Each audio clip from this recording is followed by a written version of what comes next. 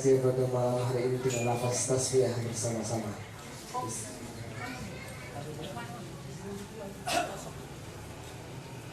Baik, tanpa berlama-lama lagi, itu bentar agak terlambat. Oh iya. Oh ya teman-teman, sebelum dibuka oleh Ustaz Awan, ada tambahan lagi. Selain dom ini, teman-teman juga untuk membantu pembangunan dom, teman-teman nggak cuma bisa transfer, tapi juga bisa beli produk-produknya Teras Dakwah di Teras Store yang ada di fanpage. Jadi silahkan dicek di fanpage ada produk-produk apa saja. Rata-rata sih kaos, tapi silahkan dicek ya. Saya juga belum ngecek terakhir apa saja. Termasuk kaos yang dipakai Kang Tama itu, kaos alumni 212 itu juga bisa dibeli di Teras Store. Sudah siap Pak? Baik, karena Ustaz Awan sudah siap, langsung saja mari kita dengarkan nasihat-nasihat dari beliau Ustaz Awan. Ya. Bismillahirrahmanirrahim. Assalamualaikum warahmatullahi wabarakatuh. Alhamdulillahi rabbil alamin. Nahmaduhu wa nasta'inuhu wa nastaghfiruh wa na'udzu billahi min shururi anfusina wa min sayyiati a'malina. May yahdihillahu fala mudilla lahu wa may yudlil fala hadiya lahu. Asyhadu an la ilaha illallah wa asyhadu anna Muhammadan abduhu wa rasuluhu la nabiyya ba'dah. Allahumma shalli wa sallim wa barik ala nabiyyina Muhammadin wa ala alihi wa sahbihi wa man tabi'ahum bi ihsan ila yaumiddin. La haula wa la quwwata illa billahil aliyyil azim.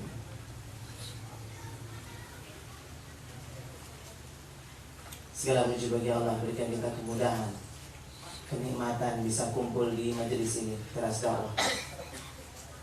Kebahagiaan, kenikmatan yang paling mulia, yang paling agung adalah bahagianya mengenal Allah.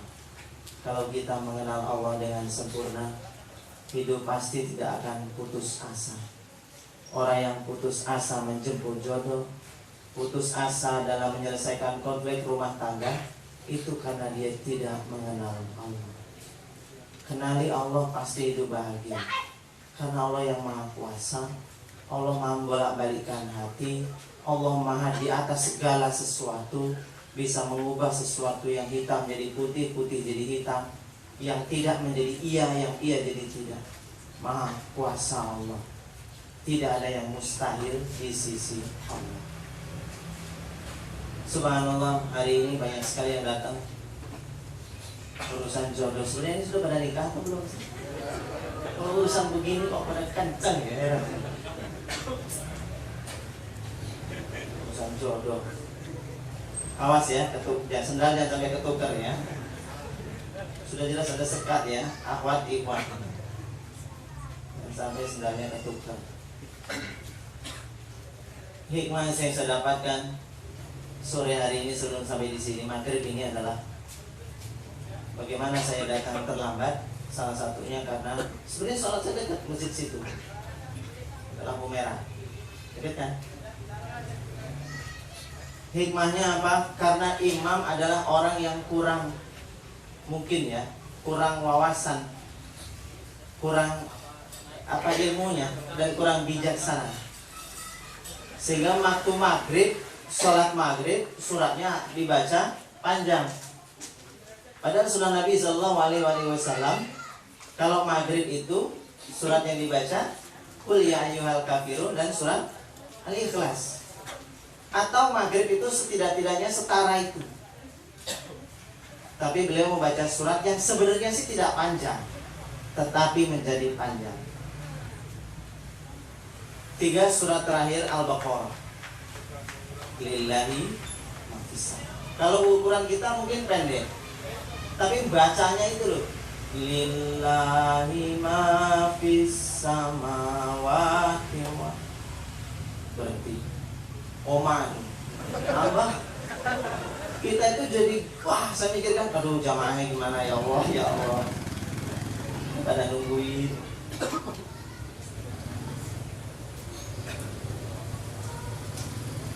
Masih gitu, banyak banget ini hijrah dari mana orang-orang? pengungsi atau apa? Nyari jodoh sampai sini.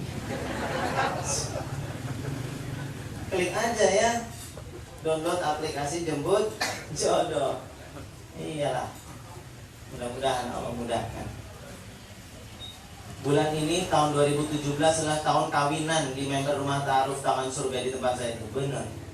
Besok paginya saya insya Allah mudah-mudahan berangkat ke Wonogiri karena ada member Rumah Ta'aruf Taman Surga yang nikah. Bulan ini udah berapa itu? 5 atau 6 pasangan menikah. Belum bulan besok. Seizin Allah, alhamdulillah. Baik, sahabat-sahabat semua yang fillah rahimakumullah, yang dicintai Allah Ta'ala, pembahasan kita sore hari ini berkenaan mengenai ternyata jodohku tak sempurna. Modelnya mana sih modelnya? Nyetrika gosong itu. Sakit tenang. Tapi keren, bagus ya. Tapi ya, alhamdulillah saya nggak segitu-gitu amat gitu ya. Nggak sampai begitunya. Walaupun kejadian kayak di ilustrasi poster acara sore hari ini itu betul-betul terjadi, fakta itu. Dan banyak sekali yang terjadi seperti ini. Maju dikit mas, maju dikit. Merapat, yang di belakang kasihan. Ini tenda nyewa ya mas, masuk. Ini tenda nyewa. Oh ada sponsor. Pasang tadi sore. Oh dipasang terus sampai itu jadi. Oh, Allah. Cukup, yang belakang duduk, yang kecil di pangku dong.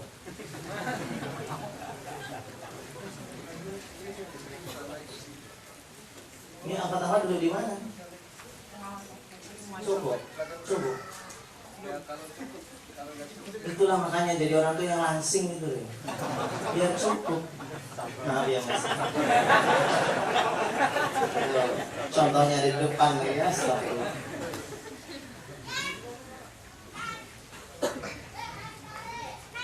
Al-hikmah yang ingin saya sampaikan mengenai jodoh yang nggak sempurna. Ada beberapa poin yang bisa saudara catat. Dan ini jadi ibrah, jadi pelajaran. Saya tak minum dulu.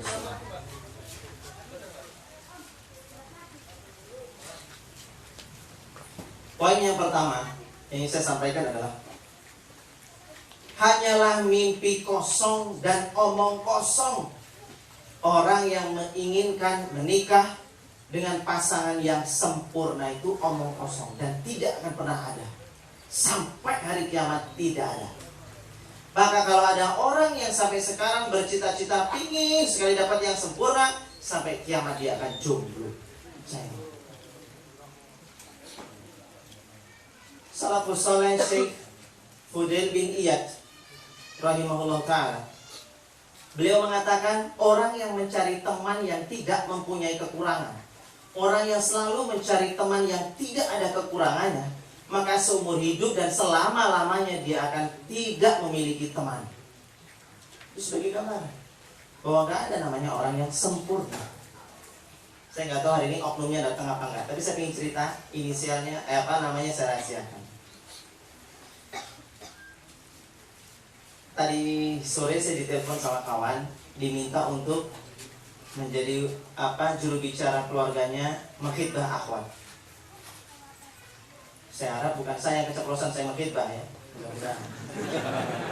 Repot saya keceplosan buat saya Pak, maaf. Dan itu terjadi. Kisah itu terjadi. Kisahnya Salman Al-Farisi ya, minta tolong oleh sahabatnya Abu Darda. Abu Darda suruh khidbah, kali yang nyampaikan Abu Darda. Lalu kata si akhwatnya, andaikan lebih baik yang ngomong saja yang buat saya. Akhirnya apa? Si Abu Darda yang diterima. Masya Allah. Tapi Salman Al-Farisi sebagai sahabat gak mutu. Dia yang sudah mengumpulkan harta untuk pernikahan diberikan semua kepada Abu Darda.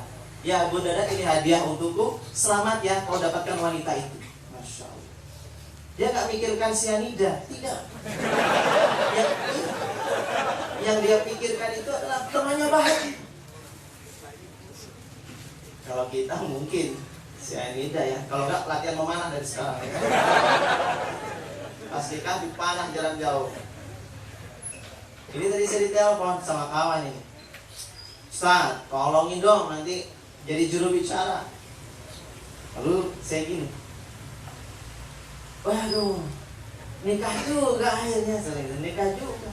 Kan lama dia nggak nikah. Terus gimana ceritanya ini? Ya agak-agak kayak CLBK Ustaz. Maksudnya gimana? Saya 2 tahun dulu tuh udah ditawari sama seorang umahat, ditawari si akhwat itu. Kemudian saya minta si umahat itu untuk ngirimkan foto. Setelah saya lihat fotonya, cantik. Lalu saya nador diam-diam Ustaz. Nadornya diam-diam, curi-curi pandang jarak jauh. Setelah saya lihat, kenapa beda sama foto, ya Allah. Menyakitkan hati. Bilang sama si umahannya, nggak jadi Afan saya mundur. Kenapa? Nggak, Afan saya mundur, nggak mantap, nggak cocok. Padahal karena nggak cantik. 2 tahun perjalanan mencari terus, sampai karyawan saya ditembakin semua sama dia. Ludes. Karyawan saya ludes sama dia. Waduh, gencar dia. Cari terus. 2 tahun ini akhirnya saya jadinya sama dia lagi, Pak Ustaz. Kenapa? Betul ya, nyari yang cantik tuh susah. Walaupun kadang-kadang sekarang ini udah jadi sama dia, udah mantap. Tapi ngeliat yang cantik masih aja rasanya gitu. Tapi susah emang cari yang cantik. Jawab saya, nyari yang cantik itu gampang. Cuman persoalannya mereka tuh nggak mau sama kamu gitu. Yang cantik tuh banyak, akhwat cantik tuh banyak. Persoalannya mereka yang nggak mau Mas. Dia ketawa, ya betul juga ya. Iya, sadar diri dong. Kita nggak ganteng mau cari yang cantik. Mikir tuh. Terus akhirnya dia mau sama dia. Gimana ceritanya? Kok bisa jadi? Nah ini sama yang 2 tahun dulu ditawari. Saya nanya lagi, kata dia, si umahat tadi itu, ada nggak akhwat? Ada nih yang dulu, gimana?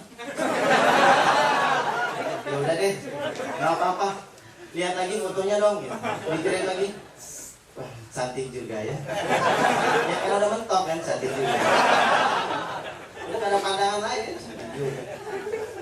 Maaf ya akhwat ya, laki-laki itu begitu. Rata-rata yang dicari itu cantik itu wajar ya, itu normal. Kemudian manusiawi ya, kemudian dicari, ini cantik. Lalu, saya pengen taruh, ayo taruh. Datang ke rumahnya, ngobrol.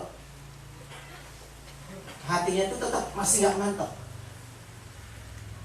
Terus sampai di rumah, si Ahmad itu di SMS, Ukti, setelah ini kita istikharah ya. Saya istikharah, anti istikharah. Besok kita diskusi. Itu hasil pertemuan pertama. Karena yang laki-laki belum mantap, minta istikharah lagi.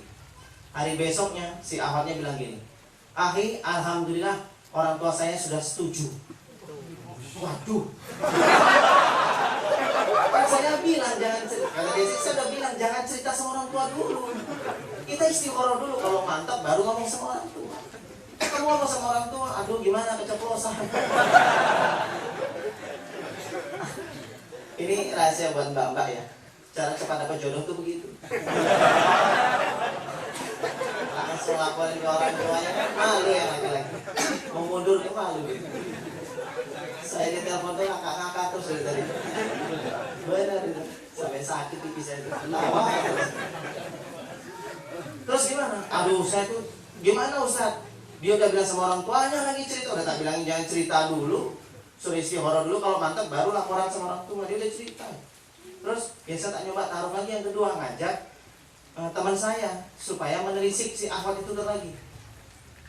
Nah temannya datang sampai situ, bilang gini, Pak, ini saya mau sama ini teman saya ini yang lagi taruh, ingin lebih tahu lebih dalam lagi Pak. Sekalian mau nanya Pak, kira-kira kapan Bapak bisa kami khitbah? Selesai pulang itu, kamu kok ngomongin khitbah? Kok kita mau taruh lagi khitbah lah? Kata si kawannya, kalau nggak gini kamu nggak kawin-kawin.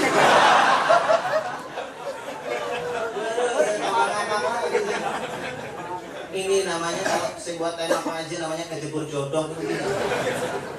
Kejebur jodoh. Jadi dicongklok kayak gitu baru dapat jodoh. Itu karena kita tuh begitu, cari yang sempurna nggak dapat dapet. Maka nggak ada orang mau cari yang sempurna itu nggak ada. Impian kosong, benar kosong. Yang ada itu bukan mencari yang sempurna, tapi menyempurnakan mental dan iman kita untuk menerima kekurangan orang lain. Itu yang ada. Maka bekal atau modal kita sebelum menikah yang disempurnakan tuh iman, hati, mental kita disempurnakan biar menerima kekurangan orang lain itu oke. Siap menerima kekurangan. Perkara dapat kelebihannya alhamdulillah, entah itu kelebihan berat badan dan yang lain itu maaf. Amin Allah. Nah, jadi yang paling penting itu adalah menyiapkan mental kita untuk menerima kekurangan. Siapa yang jadi sempurna? Saya banyak kekurangan. Enggak ada yang enggak. Semua orang pasti punya kekurangan. Tidak ada yang tidak. Kecuali Rasulullah SAW yang dimaksudkan memang dijaga karena beliau menjadi uswatun hasanah. Kecuali itu. Bahkan istri-istri Nabi pun enggak ada yang sempurna. Siapa yang sempurna? Masing-masing ada kekurangan. Kecuali Bunda Khadijah yang memang dimuliakan oleh Allah dari antara 4 wanita mulia. Putrinya Fatimah mulia, tetapi kalau di sisi kasat mata tetap punya kekurangan. Nikah dengan Ali, Sayyidina Ali menikah dengan wanita miskin. Fatimah tuh dapat Ali, Sayyidina Ali juga sebagai pria yang miskin, sama punya kekurangan, tapi di sisi lain punya kelebihan. Sehingga sabda Nabi SAW diriwayatkan oleh Imam Muslim itu, janganlah kamu itu membenci seorang mukminah dengan kebencian yang berlebih-lebihan, karena bisa jadi kamu, siapa tahu dia mukminah itu memiliki perangai atau memiliki bagian yang baik di lain tempat. Jangan membenci pada satu titik ini, jangan. Kenapa? Siapa tahu pada wanita itu ada kebaikan-kebaikan lainnya yang disitu kamu suka banget sama dia. Maka jangan terlalu benci sekali dan jangan pula terlalu mencintai. Kalau terlalu cinta ntar nasibnya bisa seperti Abdullah bin Umar ya, putranya Umar itu. Saking cinta sama istrinya Atikah, saking disayang. Abu Bakar ya, Abdullah bin Abu Bakar ini, putranya Abu Bakar nikah dengan Atikah istrinya ini. Saking sayangnya, karena cantiknya sampai lalai dalam berdagang. Maka Sayyidina Abu Bakar As-Siddiq meminta putranya Abdullah menceraikan istrinya karena terlalu cantik. Kok ono yo ini? Kalau kita kan ya neman ya. Tapi Abdullah bertaubat untuk tidak begitu terpesona dengan istri yang begitu cantik Atikah. Akhirnya si Abdullah ini ya dengan kecantikannya dia berusaha untuk tidak lalai berdagang, beribadah dan sebagainya. Karena kecantikannya betul-betul luar biasa. Sampai Abdullah ini mati syahid diganti dengan adiknya atau saudaranya si Zaid. Zaid ini putranya Umar bin Khattab. Zaid putranya Umar bin Khattab menikah dengan Atikah, janda. Karena cantik sekali, melalaikan juga, tapi seizin Allah Zaid ini meninggal dunia pula, syahid di jalan Allah. Ganti lagi, menikah lagi. Dengan siapa? Menikah lagi dengan Umar bin Khattab. Umar bin Khattab yang menikah. Istrinya Umar bin Khattab bernama Atikah. Sampai Umar bin Khattab wafat ketika sholat subuh di Yunus itu, meninggal dunia. Lalu menikah lagi dengan Zubair bin Awam. Zubair ini sudah punya istri sebelumnya, Asma. Kemudian tapi akhirnya tidak poligami, karena pertamanya poligami, namun si Asma ini karena merasa cemburu yang begitu luar biasa, akhirnya si Asma minta cerai juga. Si Zubair bin Awam pun meninggal dunia ketika perang, syahid juga sama. Maka setelah itu si Atikah tidak menikah lagi karena dia itu dikenal sebagai wanita istri para syuhada, karena suaminya syuhada. Cuma dia nggak mau menikah lagi karena khawatir nanti yang menikah dengan dia mati. Hati-hati yang terlalu cantik ya. Jadi bisa jadi nanti suaminya meninggal ganti lagi, meninggal ganti lagi. Ini termizo aja. Cari yang sempurna itu tidak ada, pokoknya benar-benar tidak ada. Bohong, ngomong kosong.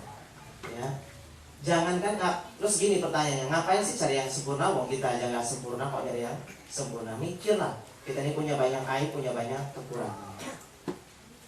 Nah, ini yang ingin saya sampaikan yang pertama, bab mengenai tidak ada kita mencari yang sempurna. Setelah menikah kalau ada kekurangan wajar, mau kita saja punya kekurangan.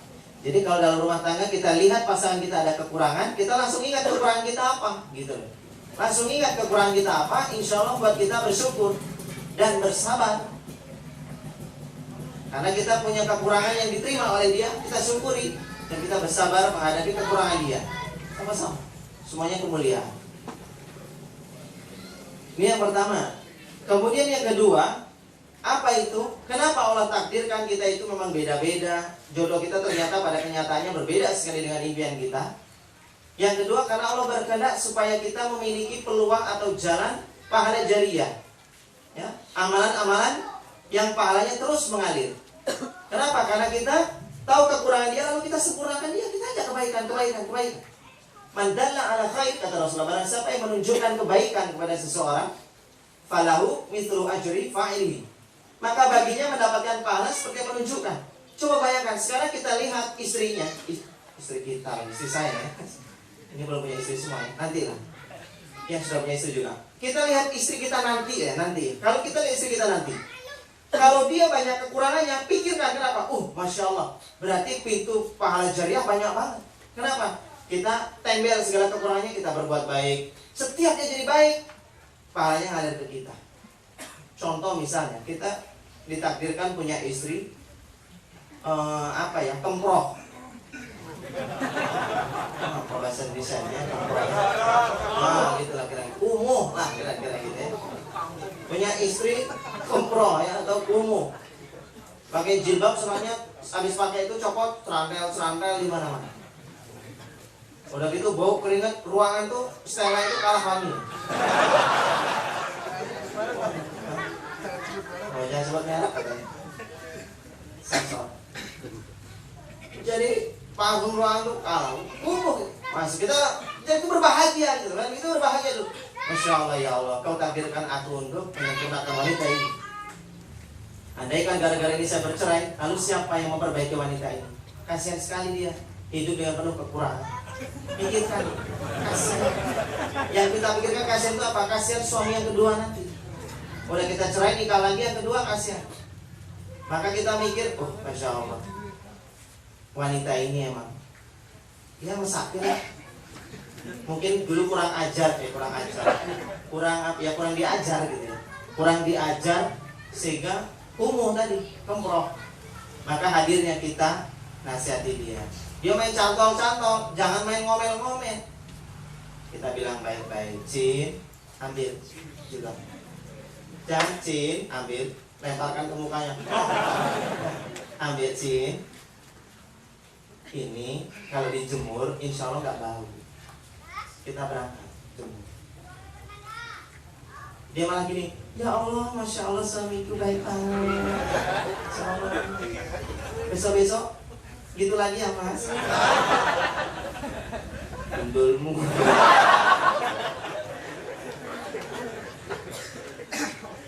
Dia dinasihati kok. Tapi kita buat santai aja, ya Allah, ya kalau kamu tega sama aku ya gak apa-apa. Besok gitu lagi kasihnya, itu lagi. Sabar aja sudah. Cantolin begitu. Kita jemur sampai dikering, angkat sampai dia terus. Masya Allah. Jadi adanya kita itu untuk menyempurnakan dia sampai dia berubah itu, berbuat jadi amal kebaikan. Jadi Pak, punya suami, ternyata suaminya ini kalau subuh tuh bangunnya susah. Misalnya, kalau insya Allah sini tidak ada. Ini ada yang terjadi di luar sana. Punya suami subuhnya susah. Itu istri tuh bayang itu, Masya Allah, kalau sampai suamiku bisa otomatis bangun subuh tanpa aku bangunkan. Setiap kali dia bangun karena kebiasaanku membangunkan dia, pahalanya ngalir ke saya terus. Dia mikirnya di situ. Maka suaminya dibangunkan ya subuh-subuh. Nah saya bangun. Kesel itu, ya wes tak kancarin dulu. Dua-duanya sialin. Mas, bangun saya. Aku tadi mas kesel. Mas azan mas. Kesel ini. Mas lagi ikhwan loh mas. Ini sih ngomong apa gitu sombong. Malah debat. Ngomong tangi malah debat. Iya. Sabar. Besok itu lagi. Besok bangunin lagi. Besok kerja lagi. Sabar. Sampai dia kita nyanyi Rasulullah. Dilapin dengan air gitu ya. Jangan nyiram loh ya, tapi dipercik-percik aja. Semangkal-mangkalnya kita jangan sampai berbuat maksiat. Misalnya dipercikin lah gelem, dikebyur banyu gitu. Jangan, itu maksiat karena gak ada dalilnya. Ya, tidak ada dalil. Termasuk membenci orang lain jangan terlalu benci. Itu tidak ada dalilnya.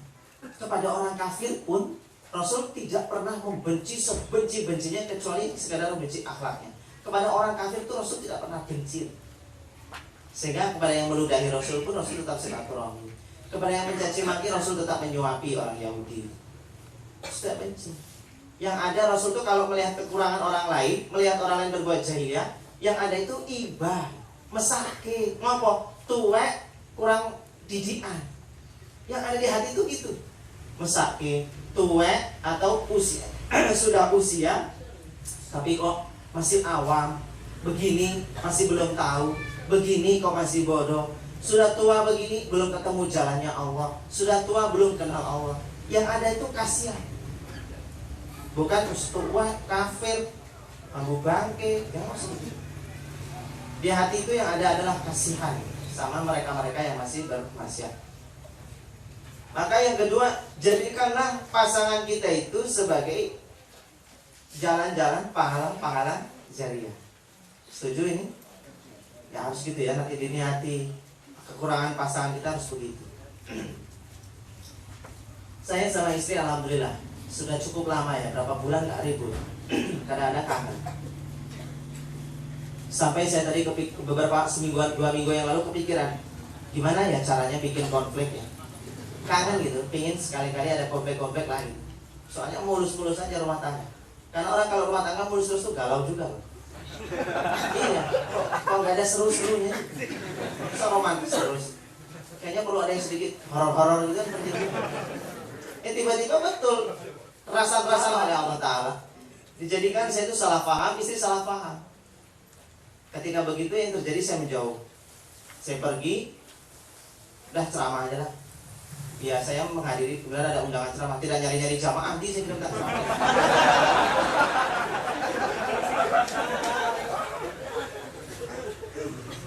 Kemudian ada undangan ceramah.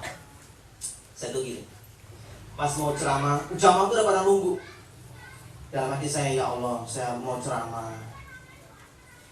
Gimana, apa bisa nanti saya tersenyum kepada jamaah, hai, hau. Padahal hati saya itu lagi dongkol. Seperti orang munafik. Di depan orang kelihatan bahagia, padahal hatinya bersemut lagi. Wah, ini dilema ini, ya Allah. Ditakdirkan begini betul-betul dilema. Detik-detik udah mau ceramah. MC sudah pembukaan, sudah ini. Aduh ya Allah, gimana ini perasaan hati saya, ya Allah. Langsung istri saya SMS. Saya sempat itu saya WA. Bunyi WA-nya begini. Cin. Ingat, saya harus berapa kali mengklarifikasi. Bukan cindil. Tapi cinta ya. Cindil itu anak tikus. Dalam bahasa Jawa ya. Kalau pedet apa pedet? Cempe. Cindil anak tikus. Cin. Kalau pas marah dil.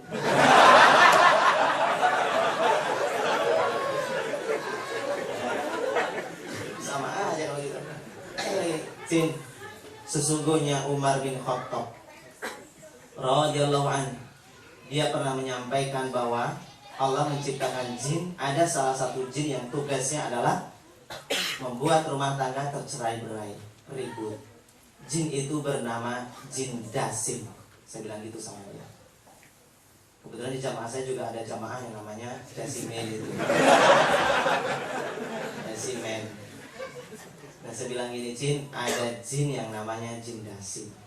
Saat ini dia sedang tertawa melihat kita bertengkar.